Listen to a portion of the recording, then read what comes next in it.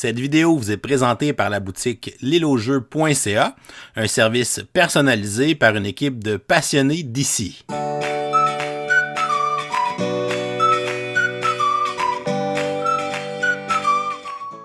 Hey, bonjour tout le monde, bonjour, bienvenue dans le coup de cœur du mois d'avril 2025. Vous êtes sur la chaîne de l'extraordinaire professeur Board Game. Mon nom est Martin Lafrenière de la Zone Jeux de société qui est ici aujourd'hui pour vous parler de mon extraordinaire mois d'avril ludique où j'ai vraiment joué à beaucoup de jeux. J'ai ouvert les vannes et je me suis lancé dans plein d'expériences ludiques.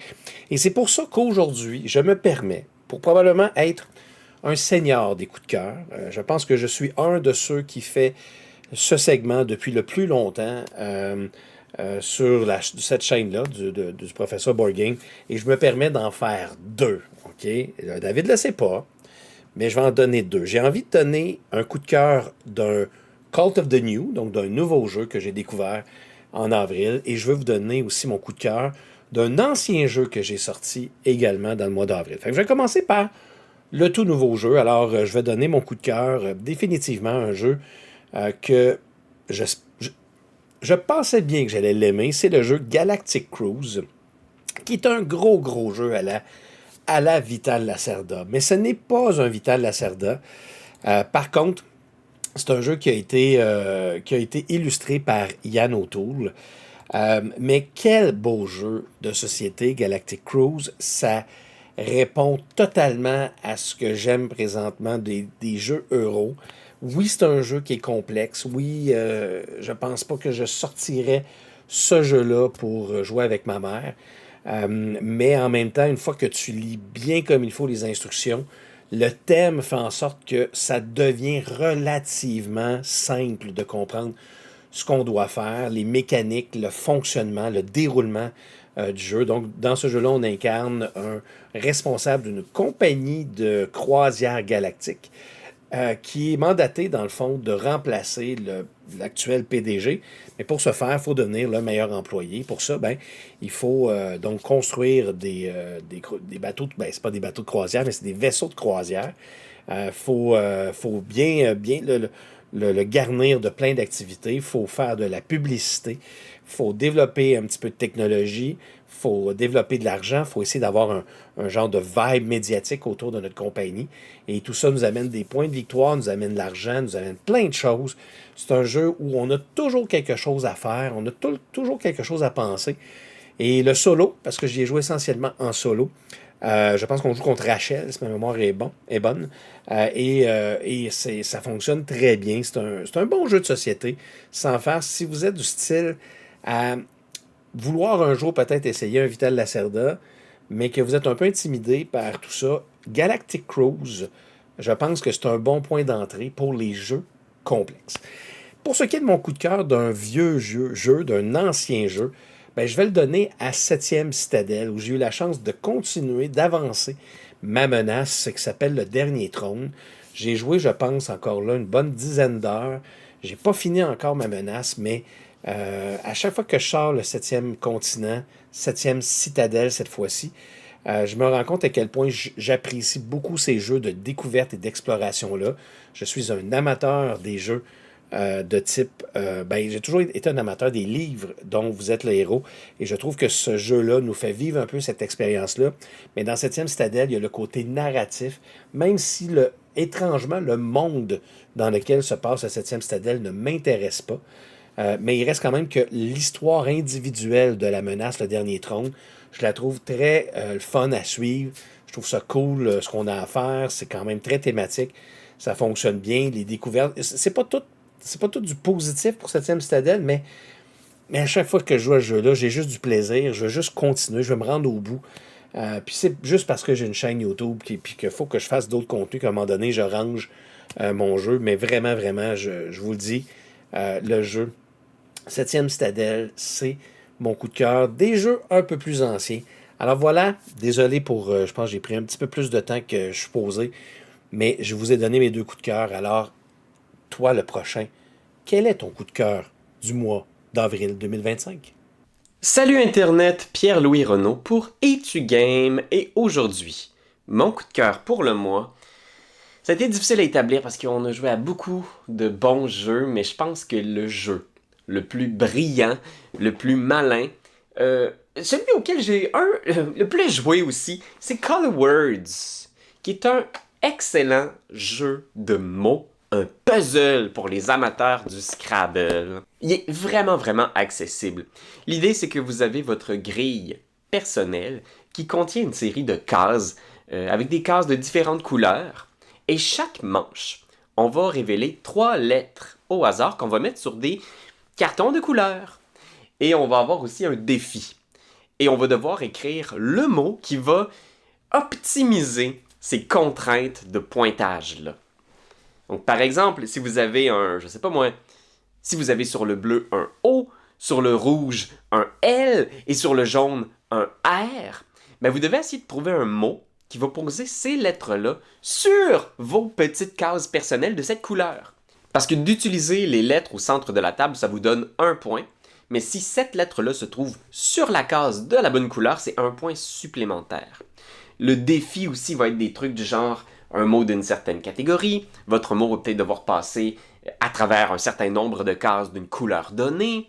Pour obtenir le bonus, peut-être que vous devrez créer un mot d'exactement 7 lettres. C'est vraiment le fun.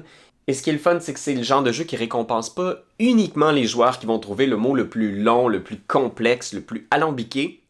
Quoique, si vous êtes malin, vous pouvez trouver une façon de faire un très long mot et faire beaucoup de points aussi. Ce qui est le fun aussi, c'est que la grille est limitée. Donc éventuellement, si vous utilisez trop de longs mots, vous aurez plus de place pour les derniers mots parce qu'on va en écrire 6, si je me trompe pas, au fil de la partie. J'ai adoré ça, c'est tellement un bon petit jeu. Il vient de sortir en ce moment en France. Possiblement que ça va prendre un petit délai avant qu'il soit disponible au Québec. Mais malgré tout, c'est vraiment un jeu ultra malin. Je veux que les gens en parlent parce que c'est vraiment une grande trouvaille. C'est vraiment brillant. J'ai adoré ça.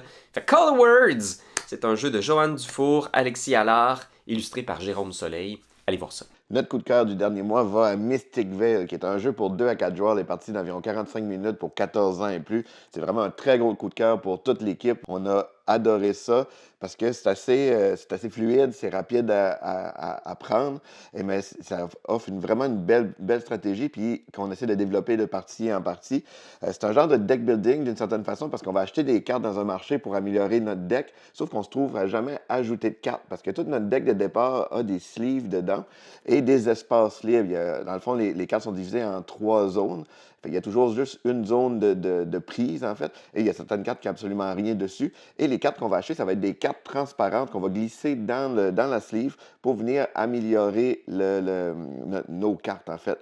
Et ce qui est le fun du jeu, c'est qu'à notre tour, c'est qu'on peut prendre des risques. C'est qu'on va tourner des cartes autant qu'on veut, dans le fond, pour aller chercher le maximum de points, c'est qui va nous permettre d'acheter des meilleures cartes et des choses comme ça. La seule contrainte, c'est dès qu'on tourne 4 petits symboles rouges, en fait, des arbres rouges, ben, on perd tout, en fait. Fait qu'il ne faut pas se rendre là. Il y a vraiment l'aspect prise de risque pour l'appât du gain. Mais c'est là qu'on peut jouer justement avec des cartes d'amélioration qui permettent d'annuler certains arbres rouges avec des arbres verts. Il y a des cartes qui permettent juste d'en éliminer jusqu'à 1 pour un maximum de 1 dans le fond sur une carte. Donc, il y a vraiment plein de possibilités. Le design visuel est super beau aussi. Comme je disais, c'est très fluide. Là. Tout le monde joue, c'est déjà dans notre tour. On n'a vraiment pas très peu de temps mort, donc c'est un super bon jeu. Mystic Vale recommande fortement. Salut tout le monde! Donc, mon coup de cœur pour le mois d'avril, c'est un petit jeu qui s'appelle Dice Conquest, la version Pathfinder. Donc, c'est fait par WizKids. C'est la deuxième itération de ce jeu-là. La première, c'était basé sur des stéréotypes de Donjons et Dragons. Celui-ci, c'est basé sur des stéréotypes de Pathfinder, donc au niveau de l'art et les dessins. Le principe à l'arrêt de ce jeu-là, c'est qu'ils voulaient vous vendre un set de dés pour Donjons et Dragons et avec ça, ils vous fournissent un petit jeu de cartes. Donc, le principe de ce jeu de cartes-là, qui est coopératif, c'est que vous devez passer au travers d'un paquet de monstres, arriver jusqu'au boss, puis éliminer le boss. Vous allez faire ça en attribuant des dés sur les cartes. Puis, mettons, là, vous avez un monstre qui a un 14 points de vie. Bien, lorsque vos dés arrivent pile ou dépassent le 14 points de vie, le monstre est défaussé. Puis, sur ces monstres-là, en bas, vous allez avoir des petits trésors que vous allez pouvoir, là, des reliques, dans le fond, que vous allez pouvoir utiliser pour combattre les autres monstres par la suite.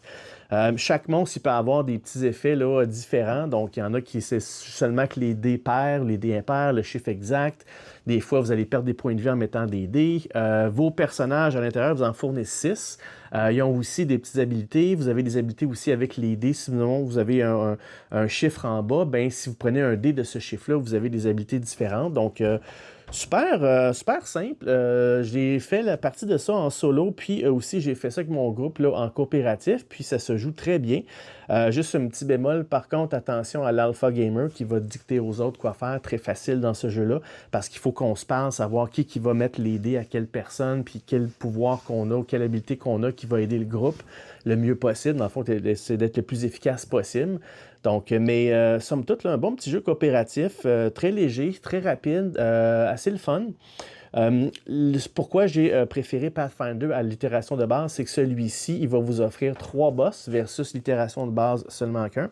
Et vous avez, là, pour mitiger un petit peu la variabilité, vous avez là-dedans, ils vous fournissent des cartes, ce sont des sorts. Puis les sorts, vous en avez de difficulté là, facile, moyen et difficile. Ce que c'est qu'ils vous font lancer un dé, puis selon le résultat, vous allez avoir si c'est du succès, c'est un bon effet. Si vous n'avez pas réussi, c'est un effet négatif. Versus le jeu de base, ces cartes-là sont uniquement des pièges c'est tous négatif pour vous. C'est pour augmenter la difficulté du jeu. Tandis que celui-ci, bien, ça dépend. J'aime un peu mieux cette itération-là par rapport à ça. Donc voilà mon coup de cœur pour le mois d'avril. Dice Conquest itération Pathfinder. Donc à bientôt tout le monde. Au revoir. Bonjour, Martin de l'Atelier du Meeple et merci au professeur Boardgame de nous recevoir encore une fois pour ses coups de cœur du mois d'avril 2025.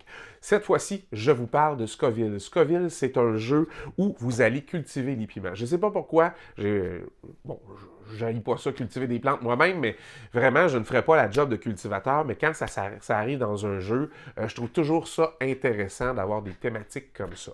Et cette fois-ci, on cultive des piments forts, alors c'est très, très, très intéressant au niveau du gameplay. Ça se passe en 2 temps. Il y a la période du matin, la période de l'après-midi. Il y a un petit enchère pour savoir qui va jouer en premier. Et là, faites attention, vous allez peut-être, si vous êtes le dernier à choisir les piments dont vous allez hériter ou acheter au marché, si vous voulez, bien, au moins, vous allez être le premier à aller les récolter sur le board. Et si vous allez, au contraire, vous étiez le premier, bien, vous serez le dernier à aller les chercher sur le board. Et ça a une importance vitale parce qu'il y a plein d'objectifs communs qui sont des recettes à faire, qui sont des ventes à faire au marché. Ces choses-là, une fois qu'elles sont faites, elles disparaissent. Elles vont dans les mains des autres joueurs. Donc, il y a une espèce de course qui se fait à la production de piments et il y a une façon de les faire sur un board commun où tout le monde va les planter là et tout le monde doit aller les chercher après ça là parce que quand vous arrivez entre 2 piments de couleurs différentes, bien, ça fait des croisements de piments et vous héritez de piments de plus en plus forts qui vont entrer dans des recettes qui valent de plus en plus de points et vous aurez un malin plaisir à essayer d'optimiser tout ça et de rentrer ça dans un temps de game qui n'est pas très long. Alors j'ai joué j'ai joué à Scoville avec des gens qui aimaient les gros jeux compliqués, puis d'autres qui aimaient des jeux plus simples, et ça a plu à un public très large. Alors, j'étais bien content, parce que la nouvelle version est illustrée par Vincent Dutray, et vous allez trouver là-dedans quelque chose d'assez magnifique. C'est beau, c'est intéressant, c'est pas trop long, et franchement, j'ai eu un fun fou à jouer à Scoville. C'est mon conseil pour le mois d'avril 2025. Salut les gamers, Sam de Board Game Duel, de retour pour les coups de cœur, et pour le mois d'avril, j'y vais avec Le Seigneur des Anneaux, La Communauté de l'Anneau, le jeu de pli coopératif. C'est tout qu'un titre, mais c'est aussi tout qu'un jeu. Moi, on me l'avait vendu comme un The Crew, mais dans l'univers du Seigneur des Anneaux. Donc, un jeu de pli coopératif où chaque joueur va avoir une tâche à accomplir, puis on doit jouer nos cartes de façon à ce que tout le monde réussisse sa tâche. Mais avec une sauce Seigneur des Anneaux, donc on reprend les événements du premier livre. Puis si ça avait été juste ça, je pense que j'aurais été satisfait, mais c'est tout ça et bien plus encore. Pour moi, il est venu dépasser The Crew même. J'adore les jeux de pli, puis le fait de l'avoir en coop, je trouve que c'est une belle twist vraiment intéressante. Puis Dans le fond, la grosse différence avec celui-là, c'est que dans The Crew, on va avoir des tâches qui vont être générées un peu de façon aléatoire. Tandis que dans celui-là, on a une campagne avec des scénarios qui sont comme prédéfinis. Fait que, qu'est-ce qu'on perd en variété? On va le gagner en originalité des scénarios. Là. Chaque scénario est vraiment designé pour que tous les objectifs fit bien ensemble ou que ça soit un bon défi, mais sans être trop difficile. C'est vraiment... puis on peut aller un peu plus outside of the box dans le design de scénario. On a une expérience qui est sur les rails comme ça, qui est bien ficelée, bien définie. J'ai vraiment adoré. Puis en plus, ils ont réussi un tour de force, c'est-à-dire de rendre un jeu de pli thématique. Donc, pour les fans du livre, on va retrouver plusieurs personnages, plusieurs visages connus. Puis la façon que les scénarios sont faits, ça va vraiment évoquer les événements qui sont arrivés. Donc, chapeau, c'est vraiment une belle découverte pour moi. J'ai hâte de voir les 2 prochaines suites. Le Seigneur des Anneaux, la communauté de l'anneau, le jeu de pli coopératif. À la prochaine! Hey, on est de retour, le bureau du loisir. Merci à David de nous inviter encore une fois ce mois-ci. Alors moi, mon coup de cœur du mois d'avril, c'est un jeu très démocratique, c'est Flip 7. Mais Je sais ça pas si vous fonctionne. arrivez à bien le voir, parce qu'il est très réfléchissant, ce jeu. Ça rappelle plein de choses, mes coups de cœur. Pourquoi c'est ce jeu-là? C'est peut-être pas le jeu que je préfère personnellement, mais c'est le jeu qui m'a offert beaucoup de belles expériences ludiques au mois d'avril. Un jeu, j'ai joué avec des enfants, j'ai joué avec des amis, j'ai joué avec des personnes plus âgées, et c'était le fun égal à toutes les fois. C'est très simple, ça s'explique en 3 minutes, et pour vrai, c'est plaisir garanti. Qu'est-ce qu'on fait, Mathieu? Hey, on prend des risques. Mais ça se rapproche vraiment comme du casino. Parce que tu peux, tout d'un coup, quand tu finis par exploser, si on veut, ou par buster en bon français, ben, il y a un gros A général. Puis c'est vraiment satisfaisant d'avoir ce A-là. Fait qu'on pousse notre chance, mais quand on n'y arrive pas, ben, c'est spectaculaire. C'est pour ça que c'est mon coup de cœur, Flip 7. Moi, mon coup de cœur du mois d'avril, c'est Unconscious Mind. Même la genre de société jeu. du mercredi. Regardez tout le monde. Il y a un minou ici, il y a un chat. Une autre boîte réfléchissante. Oui, c'est un festin visuel. C'est pas compliqué, mais c'est compliqué. C'est un placement d'ouvriers, puis on soigne des patients. On est à l'émergence de la psychothérapie. On se promène dans Vienne. Puis c'est magnifique, ça fonctionne, c'est satisfaisant. Ça, j'ai très hâte d'y rejouer. Je comprends pas qu'on soit pas en train de jouer en ce moment. On était la caméra, puis on commence une game, David. Merci. Au suivant. Salut les amis, ici Nicoton qui vient de popper dans votre écran pour vous parler de mon coup de cœur du mois. Donc, hey, ça fait plaisir d'avoir trouvé, gang. Ouais, c'est ça. Le jeu, mon coup de cœur, Great Western Trail El Paso. Donc, le chemin de l'Ouest fantastique. Votre bétail vaut de l'or. C'est une belle entrée en matière quand tu rencontres quelqu'un pour le complimenter. Là. Vraiment adoré ça. Moi, je suis un grand fan de donc El Paso, qui aurait pu s'appeler Great Western Trail Redux. Donc, on a l'expérience de Great Western Trail, mais dans une boîte, donc un peu plus petite, un peu plus compacte. Donc, c'est vraiment exactement les mêmes mécaniques, là, en gros, de Great Western Trail. On a un petit tapis en tissu. On a des super beaux cowboys, vraiment super gros. Moi, vous savez, j'ai toujours dit que j'aimais vraiment les gros meeples. Plus c'est gros, mieux c'est. Hein? C'est vraiment la première qualité de jeu. Là, je dirais, là, non, c'est une blague. En fait, la qualité de jeu, ben, c'est ça, c'est que c'est vraiment plaisant à jouer, très le fun. Si vous aimez Great Western Trail, ben, c'est comme, je sais pas si, ouais, c'est quand même plus court comme partie. C'est pas non plus très, par exemple, on a joué à 3, ça a duré 1h15, 1h30. Donc, un peu plus court, mais quand même, bon, on s'enligne là, quand même pour une bonne game, là, bien jambonnée, comme je dis souvent. Ouais, vraiment le fun. On a vraiment aimé notre partie. Fait que c'est le fun si jamais tu as le goût là, de vendre des vaches, mais de pas t'aventurer pour une game qui va durer trop longtemps. Donc, vraiment bien fait, je trouve, bien épuré. Garde les mêmes mécaniques, garde le même esprit, le même plaisir là, de faire le tour, puis de vendre ton bétail. Le deck building là-dedans est vraiment excellent. Les ouvriers aussi, là, dans ce jeu-là, se retrouvent à être dans ton deck, en fait. C'est une mécanique intéressante, ça. Donc, tes ouvriers, tu vas les utiliser pour soit construire des domaines, construire... sinon, d'autres fonctions, là, ben le fun. Puis, c'est ça, c'est quand tu les utilises, tu les mets dans ta défausse, puis à un moment donné, ils vont revenir dans ta main, tu vas pouvoir les réutiliser. Bref, tout ça, là, fonctionne vraiment bien. Je m'excuse, là, si j'étais un peu flou dans ma description, là, j'étais un peu rouillé, ça fait longtemps que j'ai fait ça. Mais, hey, je vous souhaite un bon printemps, 2025, profitez-en. Puis, évidemment, je vous souhaite d'avoir des super belles parties avec les gens que vous aimez. Donc, on se retrouve très bientôt. Puis, si jamais vous avez aimé Great Western Trail, ben, je vous passe au bon deal. Bye! Hey, salut tout le monde, ici Vincent et Yannick. Pour la chaîne Le Temps d'un jeu, merci à Professeur Board Game de nous avoir invités encore une fois pour les coups de cœur du mois d'avril. De mon côté, je voulais vous présenter Wondrous Creature pour mon coup de cœur. Donc, on incarne en fait un explorateur où on a découvert une île mystérieuse avec des animaux fantastiques et on se promène avec ces 10 animaux avec chacun nos capacités particulières et on place nos animaux pour recueillir des ressources ou pour acheter des cartes. En fait, on essaie de gérer nos ressources pour acheter des cartes qui ont toutes des effets soit instantanés ou en déclenchement de conditions. Donc, on essaie de faire un petit tableau de cartes en fait et de comboter toutes ces cartes-là pour que, enfin, on fasse un maximum de points. Un jeu très coloré. Je ne suis pas une personne qui tripe thématique animaux et c'est le seul jeu dans ma collection qui traite en fait des animaux. On dit que c'est des animaux fantastiques, là, mais un excellent jeu, très coloré, très belle mécanique de gestion de ressources. Bref, un jeu que je vous conseille fortement et qui est mon coup de cœur du mois d'avril.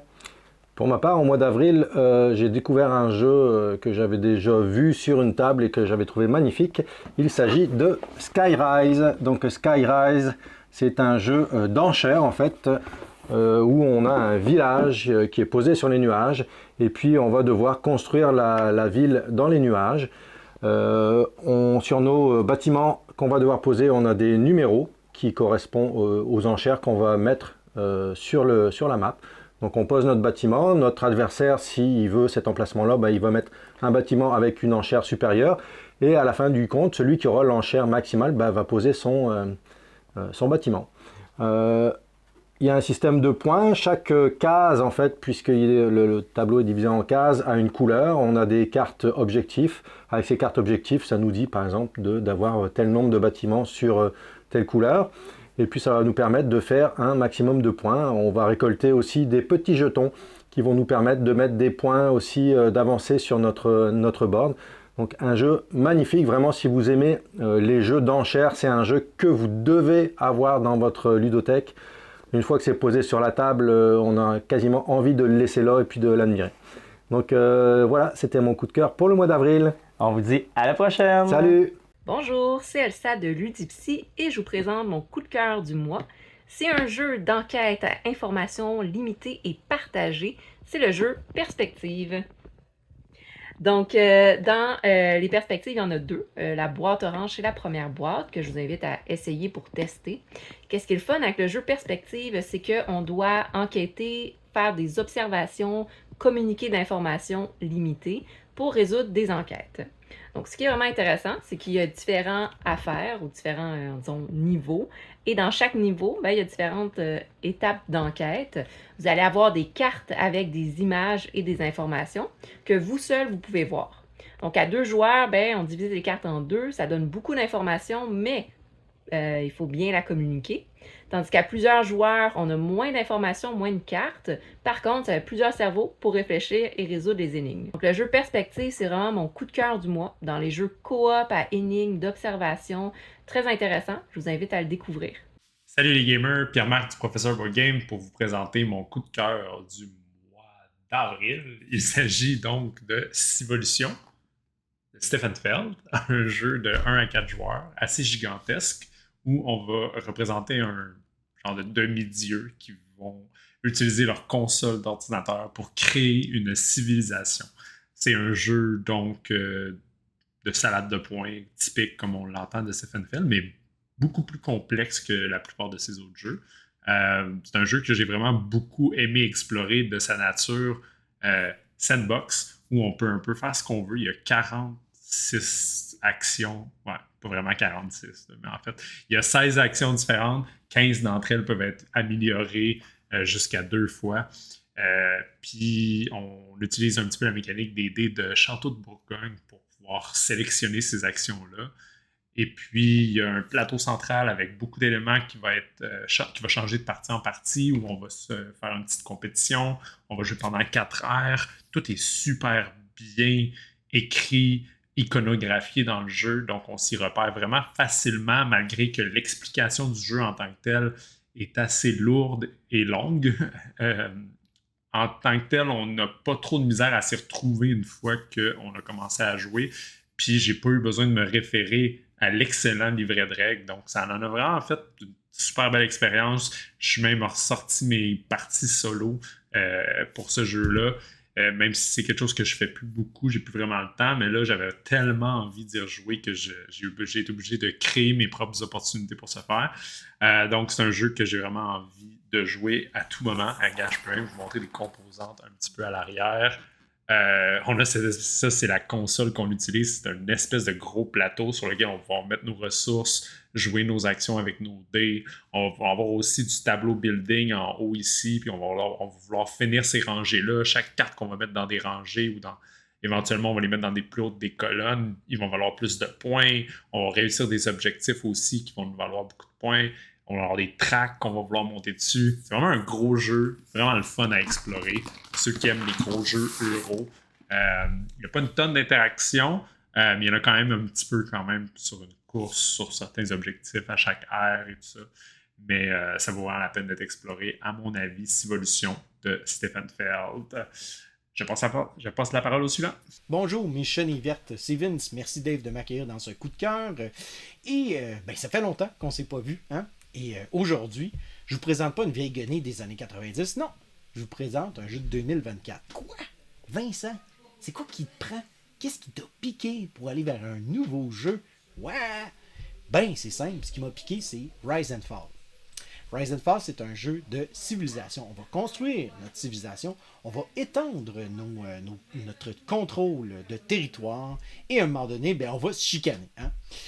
L'idée derrière le jeu, c'est qu'au départ, on construit notre écosystème. Donc, on va se retrouver, en fait, à placer différentes tuiles, puis ça va devenir notre terrain de jeu. Une fois qu'on a construit ça, eh bien, la partie commence, puis la mécanique pour jouer est très, très simple. Tout le monde choisit une carte de ses mains qui correspond à une unité qui est sur le plateau, et tout le monde la retourne en même temps, et à tour de rôle, on va activer cette unité-là. Donc, par exemple, je pourrais activer les bateaux. Ben, je vais activer tous mes bateaux, et puis évidemment, chacune des unités a 2 à 3 actions qu'elles peuvent faire. Donc, je choisis l'unité et je choisis en fait quelle action que je veux faire avec celle-ci. Et ce qui devient intéressant en fait, c'est que c'est non seulement une machine qu'on essaye d'optimiser, donc d'essayer d'étendre le plus possible, mais c'est aussi en fait une course parce qu'on a aussi des petits trophées. Ces trophées-là, on les gagne quand on a placé l'entièreté d'une unité. Donc, si je place tous mes bateaux sur le plateau, je vais aller récupérer le trophée des bateaux. Ce qui va me donner des points de victoire, mais ce qui va aussi amener la partie à lentement mais sûrement se terminer parce que c'est le décompte, c'est le compteur pour la fin de partie. Donc, une fois que les trophées sont partis, eh bien, c'est fini. Et là, on compte les points. Et là, ça, c'est la petite saveur particulière parce que chaque territoire vaut un certain nombre de points. Et bien, le joueur qui a une majorité va remporter ces points-là. S'il y a une égalité entre 2 joueurs, personne ne remporte ce territoire-là. Et on continue comme ça jusqu'à temps que tous les différents territoires sont faits. Et la twist, c'est qu'il ne peut qu'y avoir qu'une seule unité sur chacun des espaces. Ça, là, c'est vraiment dangereux parce qu'à un moment donné, on se pile ses pieds et là, on commence la chicane pogne dans la cabane et on se réalise que peut-être qu'on a mal construit notre engin, peut-être qu'on l'a super bien construit et qu'on domine, ou peut-être que là, on essaie d'être 2 ou 3 coups à l'avance pour être capable d'aller tirer son épingle du jeu. C'est vraiment fascinant comme jeu. C'est vraiment, vraiment un jeu qui a capté mon attention, qui a captivé mon imaginaire aussi. J'ai vraiment, vraiment apprécié la partie que j'ai faite. Et ça peut devenir très tendu autour de la table. Ce qui est correct, parce que pour moi, à un moment donné, des jeux comme ça, il en faut. Et il faut aussi des fois accepter qu'on va se chicaner. C'est normal, on est des humains. Hein? Pourquoi pas le faire autour d'un jeu de société comme Rise and Fall? Sur ce, je vous souhaite à vous et vos amis un bon jouage. Il vous arrive parfois d'avoir des comptes à régler. Vous êtes en présence de personnes particulières. Il y a des enjeux, des dynamiques à rejouer, mais... Pardon? Tu t'en vas où avec cette introduction-là? Mais il y a des lois qui protègent ces gens. Alors, heureusement, on peut assouvir notre vengeance grâce à des jeux comme Toy Battle. Qui est notre coup de cœur du mois. Et voilà, c'est un jeu exclusivement à 2 joueurs qui se joue en 15-20 minutes environ. Hein? Et le but du jeu, c'est d'aller attaquer l'adversaire et d'atterrir et prendre le contrôle de son QG. Il y a aussi même la possibilité d'aller récupérer un maximum d'étoiles pour remporter la partie. Effectivement, donc plusieurs façons de gagner, des plateaux de jeu variés, différents, du matériel coloré, une thématique originale. Ce sont des jouets qui s'affrontent, des moyens de se venger de personnes nuisibles dans notre vie et un jeu qui va vous donner à coup sûr le goût de faire une autre partie. C'est fun de jouer avec toi, c'est agréable. J'adore ça. On fait vraiment une belle équipe. On fait une belle équipe. Oui. Et si on revient au jeu, ma chère amie? Oui, mon cher. Ce qu'on retrouve à l'intérieur de cette petite boîte, c'est des composants vraiment extraordinaires. Il y a des porte-tuiles en bois, il y a des plateaux, 8 plateaux en tout pour changer les parties à chaque fois. Et chaque plateau sont différents et apportent certains pouvoirs comme les tuiles. Ce qui en fait un jeu complet, intense et qui nous donne le goût d'y rejouer tout le temps. Oups. Tu viens de m'assommer avec ta boîte. Tu me dis que t'espères que moi, je l'ai pas brisé? J'ai pas fait exprès. J'ai fait exprès, mais c'est le résultat que ça a donné. C'est ma jouet de... Josiane, pourquoi il y a tout le temps de la violence dans nos vidéos? C'est pas parce que le thème est sur la bataille qu'il faut vraiment le démontrer à l'écran, tu comprends? Absolument, mais en fait, moi, je prône l'autodéfense. Voilà, c'était le coup de cœur de Toy Battle pour 2 joueurs. Vraiment excellent. Bonjour à tous, c'est Marion de la chaîne Je vous explique les règles. Merci David de l'invitation, ça me permet de vous parler de mon coup de cœur du mois d'avril, Finspan. Finspan, c'est le 3e opus du jeu sur le principe de Wingspan et je pense que je n'apprends ça à personne. J'étais très sceptique à l'annonce de la sortie de ce jeu parce que je me suis demandé jusqu'où ils allaient aller sur les thématiques, qu'est-ce qui allait changer. Bref, j'avais comme un petit bémol, surtout que la thématique poisson ne m'attire pas du tout. Donc j'étais extrêmement sceptique. Et quelle merveilleuse découverte, je suis ravie d'avoir pu essayer Finspan. Il est fluide, il est intéressant, les combos de cartes sont jouissifs. C'est un jeu que j'aime définitivement beaucoup. Petite particularité de Finspan, vous n'allez pas avoir de ressources à proprement parler comme dans les 2 autres jeux pour payer vos cartes. Vous allez les payer avec les cartes de votre main, avec les œufs que vous aurez pondus, ou les juvéniles, donc l'étape après les œufs, que vous aurez sur votre plateau. Donc c'est une gestion de ressources qui est différente puisqu'il n'y aura pas d'action à proprement parler pour obtenir des ressources. Autre petite particularité, votre main de carte ne sera pas cachée, elle sera ouverte à tous les joueurs. Alors qu'est-ce que ça apporte de plus? Ça permet de voir qu'est-ce que les autres joueurs ont en main pourrait potentiellement poser parce qu'il y a énormément de poissons qui peuvent donner des avantages à vos adversaires. Donc vous allez vouloir la poser tout de suite pour pouvoir bénéficier vous-même du bénéfice, mais ne pas le donner à vos adversaires par exemple. Les combos de cartes sont toujours hyper intéressants et cette fois vous allez plonger à la verticale, donc thématiquement sur le thème des poissons, la plongée. Donc ça va se passer en 3 zones, donc comme à chaque fois il va y avoir plusieurs zones, mais cette fois vous allez pouvoir activer le pouvoir de chaque zone, donc bénéficier de son bonus que si vous avez des poissons à l'intérieur. Donc il va falloir poser un maximum de cartes au plus vite. Évidemment, c'est toute la particularité du jeu, c'est que c'est pas si facile que ça, ou en tout cas c'est une très bonne gestion à avoir.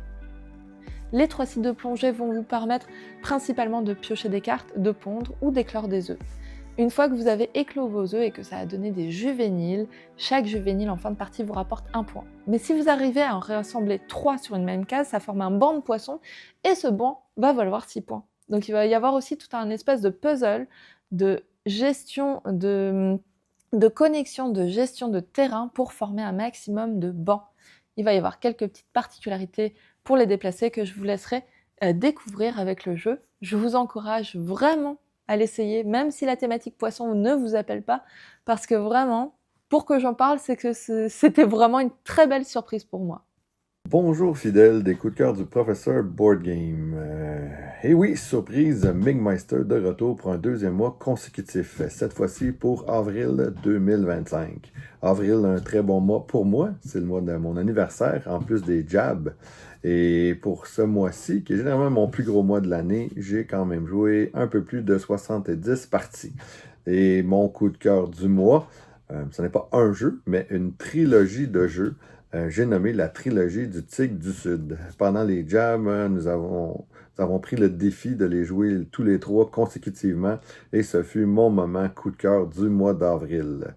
La trilogie du Tigre du Sud qui la démarque des autres trilogies, premièrement, mais chaque jeu a une gestion de dés et une gestion des meeples différentes. Tous les 3 jeux nous permettent de créer notre système de pointage et nos éléments qui vont compter à la fin de la partie. Donc, toutes les options sont bonnes puisque c'est nous qui allons déterminer à quel point on va faire des points selon les actions que l'on prend. Et tout le monde ne termine pas ses tours en même temps. Il y a un peu une asymétrie car les tours peuvent durer plus ou moins longtemps selon ce qu'on veut maximiser. Et ils ont tous un élément de développement personnel. Alors, rapidement, d'abord, le Wayfarers of the Salt Tigris, les voyageurs, excusez-moi. Dans celui-ci, nous allons découvrir par la voie terrestre ou maritime le monde autour de nous. Nous allons gérer notre plateau personnel qui nous permet d'augmenter les actions possibles avec nos dés. Nous allons utiliser nos meeples pour faire des actions supplémentaires. Les meeples vont rester sur le plateau pour être récupérés par les autres joueurs ou nous-mêmes. Et la fin de partie est déclenchée par une espèce de course sur une piste centrale qui est composée de 3 panneaux recto-verso qui nous permettent d'ajouter de la variabilité dans nos parties. Un excellent jeu qui a aussi le système d'influence qui nous permet de bonifier nos actions ou si on les laisse là de nous donner des points additionnels de fin de partie. Le suivant, Scholars, les érudits. Dans celui-ci, on va plutôt être à la recherche de manuscrits pour les traduire et les faire découvrir au monde entier. On peut faire des points parce qu'on découvre des manuscrits, on peut faire des points parce qu'on les traduit, on peut faire aussi des points parce qu'on va offrir des traducteurs à nos adversaires et à nous-mêmes. Et lorsque les traducteurs prennent leur retraite, nous permettent de développer notre section personnelle, améliorer nos actions, ainsi que améliorer nos pointages à fin de partie, encore comme dans l'autre jeu. Cette fois-ci, avec les parchemins qu'on va traduire, on va pouvoir améliorer nos pointages à fin de partie, puis décider les chemins qui vont donner des points. Dans celui-ci, c'est plus un système de deck building où les dés de différentes couleurs, on va les piger dans la même méthode, et en agençant les couleurs, on va varier les actions que l'on peut faire. Il y a 6 pistes de couleurs différentes. Les meeples dans celui-ci servent à changer la couleur des dés. Et la partie se termine lorsque toute la pile de parchemin a été distribuée. Et le petit dernier de la série, oui, je sais, c'est très rapide comme explication. Inventeur, définitivement le plus complexe de la série, des 9 jeux. Pour ma part, c'est en train de devenir mon préféré des 9 jeux, même si j'adore la série du Royaume de l'Ouest. Dans celui-ci, on va se concentrer à faire de la recherche, inventer, fabriquer et tester des inventions. Le système de dés est un système d'ascension qui va nous permettre de monter la valeur de nos chiffres. On a aussi un côté engine building, on développe sur notre plateau personnel qu'on peut activer avec nos dés. Et puis encore une fois, on va créer nos propres systèmes de pointage. On peut se faire sur une piste de voyage pour aller chercher des bonus. On a aussi un système d'influence. Dans celui-ci, l'influence nous permet aussi des actions supplémentaires. Les meeples aussi nous permettent des actions supplémentaires. Et le même système d'influence à la fin de la partie pour maximiser nos points. Alors voilà, mon coup de cœur, une présentation ultra rapide de la trilogie du Tigre du Sud. Amusez-vous bien. Bonjour chers amis joueurs, ici LP de Professeur Board Game et je te présente aujourd'hui mon coup de cœur pour le mois de avril 2025 et je ne te parle pas du jeu Eclipse parce que j'en ai déjà parlé, c'est un jeu qui est sorti il y a un certain temps. Par contre, j'ai pu finalement essayer les diverses extensions d'Eclipse, dis-je, qui seront mon coup de cœur pour le mois. Les extensions d'Eclipse, dans le fond, c'est 2 factions par extension, fait qu'on a cette boîte-ci que tu as les explorateurs de Magellan puis les illuminés de je sais pas quoi. Puis t'as un syndicat guerrier dans celui-là avec une autre faction qui commence avec des orbitales. Les factions viennent avec le même matériel exceptionnel qu'il y a déjà dans Eclipse, qui viennent avec l'espèce de petit rack de plastique, tout pour placer des cubes, leurs figurines spécifiques. Elles ne rentrent malheureusement pas, étant donné la taille de ces rangements-là, elles ne rentrent pas dans la boîte de base. Il va falloir que tu gardes ça à côté. Mais étant un grand fan du jeu Eclipse, j'ai apprécié pouvoir essayer de nouvelles extensions qui amènent des idées quand même intéressantes et nouvelles. Si je les résume rapidement, plus je vais assumer que tu connais Eclipse, avec jeu de conquête intergalactique, 4X, on explore des nouvelles tuiles, on découvre des technologies, on attaque les autres joueurs, on développe une espèce d'empire économique en même temps qu'on doit très bien gérer. Fait que dans une boîte, tu vas avoir, comme je le disais, le syndicat Rohindi et les exilés. Les exilés vont commencer avec la technologie des orbitales et les orbitales, pour eux, sont des vaisseaux. Fait qu'ils vont pouvoir, ils ont une espèce d'endroit où peuvent... les orbitales font partie de leur vaisseau, donc ils vont pouvoir développer des techs, leur installer des nouveaux canons, etc. Leur défendre, évidemment, ils vont avoir des points de victoire en fin de partie s'ils les contrôlent. Je suis un grand fan des orbitales dans ce jeu-là, fait que j'aime beaucoup. On a le syndicat, qui est une fonction, qui est une unité très guerrière. Elle a un vaisseau de moins. Ces vaisseaux, par contre, ont une meilleure initiative. Elle va commencer avec un bouclier Gauss, donc un négatif pour les adversaires. Elle va avoir plus de facilité à faire des crédits, utiliser ces crédits-là pour se faire des ressources, des minerais. Ces vaisseaux coûtent un peu moins cher, fait qu'il est capable de construire beaucoup de vaisseaux, mais il y a des petits vaisseaux, fait que c'est comme une espèce de faction qui veut se battre beaucoup pour faire une espèce de technique de guérilla. Elle peut avoir juste 2, pas négociateurs, mais diplomates. Il y a évidemment beaucoup de place pour avoir des tuiles de combat, puis elle gagne de l'argent à chaque fois qu'elle se bat.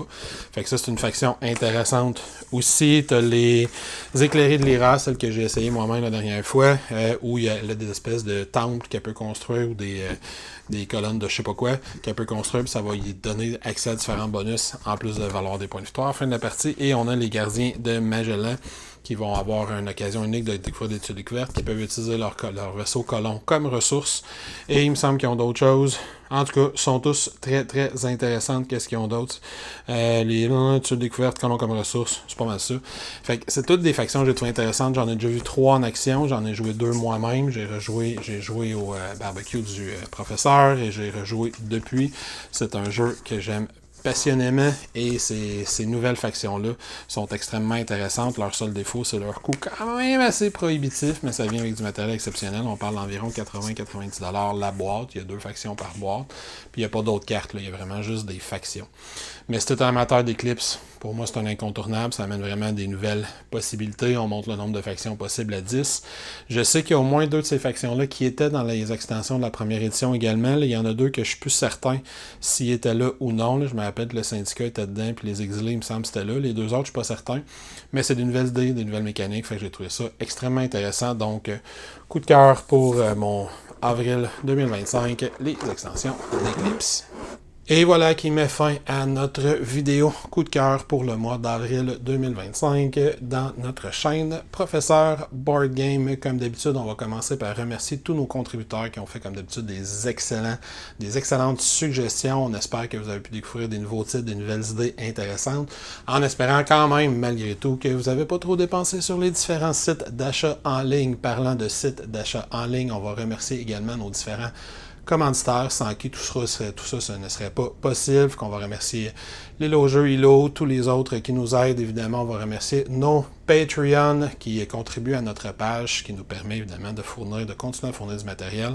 Comme ça, qu'on espère être d'excellente qualité. Si ce n'est pas encore fait, d'ailleurs, vous pouvez venir nous visiter, vous abonner à notre chaîne YouTube, nous visiter sur Facebook, Instagram. Vous pouvez nous supporter sur Patreon, évidemment, si le matériel qu'on fait vous intéresse. Donc, pour mettre fin à cette vidéo-là, comme on a commencé notre petite tradition en 2025, on va maintenant passer à notre invité surprise. On va terminer avec cet invité, toujours aussi intéressant, et il va pouvoir nous faire sa suggestion. Nous, on va vous dire au revoir, bye, fais attention à toi, continue de gamer. Salut, je m'appelle Jean-François Gauthier, je suis game designer. Aujourd'hui, je voulais vous parler de mon coup de cœur du mois. Merci à David pour l'opportunité. Donc, c'est le jeu Link City. C'est un petit jeu, sérieux, c'est pas un gros jeu. Donc, c'est un jeu coopératif dans lequel on va faire de l'urbanisme. On va développer une ville ensemble. Puis, on va essayer de voir si nos idées se rapprochent les unes des autres. Donc, à tour de rôle, il y a un joueur qui est élu le maire de la ville. Et ce joueur-là va piocher quatre tuiles dans un sac. Ces tuiles-là vont représenter des écoles, des commerces, des boutiques. Et on va devoir essayer de deviner où est-ce que le maire les a placés sur le board, dans le fond, sur la ville. Donc, ce qui va amener à des débats quand même drôles. Est-ce qu'on met la mosquée à côté de l'église? Est-ce qu'on met le parc proche de la prison qui est déjà à côté de l'école? Donc, est-ce qu'on met la boîte de nuit à côté de l'église? Donc, il y a vraiment, ça amène des débats d'idées qui sont quand même intéressants. Puis de trouver des fois les choix optimaux, ça peut être un peu déchirant. Donc, j'ai vraiment aimé mon expérience. Puis c'est quand même stratégique. Si on veut vraiment avoir un bon pointage à la fin, faut se forcer. Donc, Link City, un beau petit jeu, je pense qu'il est genre en bas de 30$. Ça vaut pas la peine de s'en passer. C'est quasiment un jeu de party, honnêtement. Puis on peut vraiment, si on veut, essayer d'y aller gamer puis essayer de réussir à avoir le meilleur score à fond. Donc, un excellent jeu d'association d'idées que je recommande à tout le monde.